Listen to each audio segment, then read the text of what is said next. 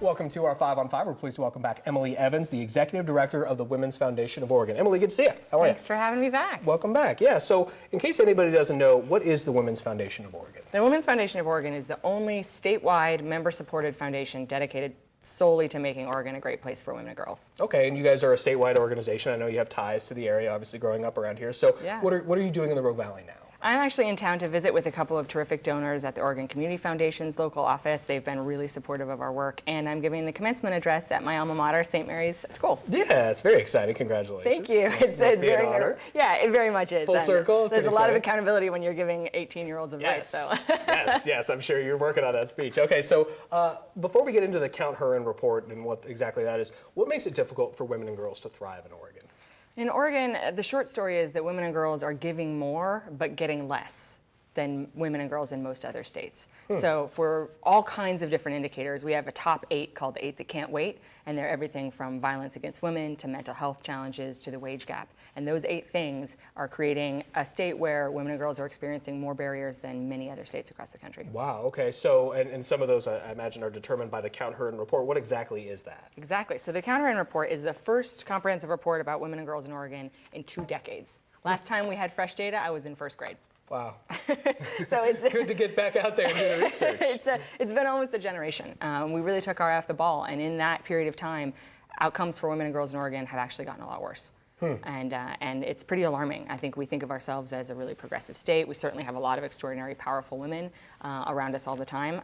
But what we don't see, and we didn't see until we covered the data, was just how difficult it is for women and girls in communities all over the state to be successful. Wow, okay, well, we're going to break down some of those statistics and everything in just a second. First, we're going to take a quick commercial break. Stay with us.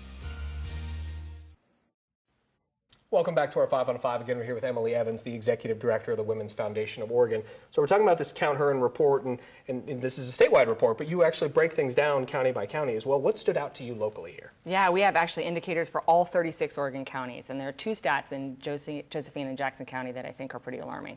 For Jackson County, the average cost of a year of childcare for a toddler is almost $10,000. That's more than it costs to send a freshman to U of O. Wow. And it's hitting families at a totally different point in their life. And on the Josephine County side, there are also a lot of alarming indicators, and one of the ones that I found most shocking is that only 1 out of 5 local elected leaders in Josephine County is a woman. Yep, okay. About 20%. Interesting. Okay, so what about, I understand violence against women. How does Oregon rank versus the other states in that respect? Oregon is among the worst states in the nation for the rates of sexual and domestic violence. Over half of the women and girls in Oregon have experienced sexual or domestic violence, which is alarmingly high. It's a million women and girls. Wow, incredible. Sorry to hear that. Okay, and then one of the other things I know in the report, the pay gap. We know there's a gap out there. It's the reality of the situation. Yeah. But obviously it's something that needs to be fixed. How does Oregon compare versus the Oregon has a range, like every state, depending on the race and ethnicity of the women that you're talking about. So white women in Oregon make about 81 cents on the dollar, but Latina women make about 51 cents on the dollar. So there's a yawning gap, even in the wage gap itself.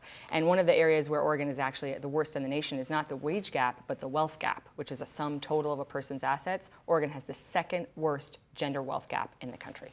35 cents on the dollar in wealth held by Oregon women compared to Oregon men. Second worst. Oh my goodness, I had no idea. Okay, and then you talked about leadership in Josephine County. What about companies, publicly traded companies, CEOs?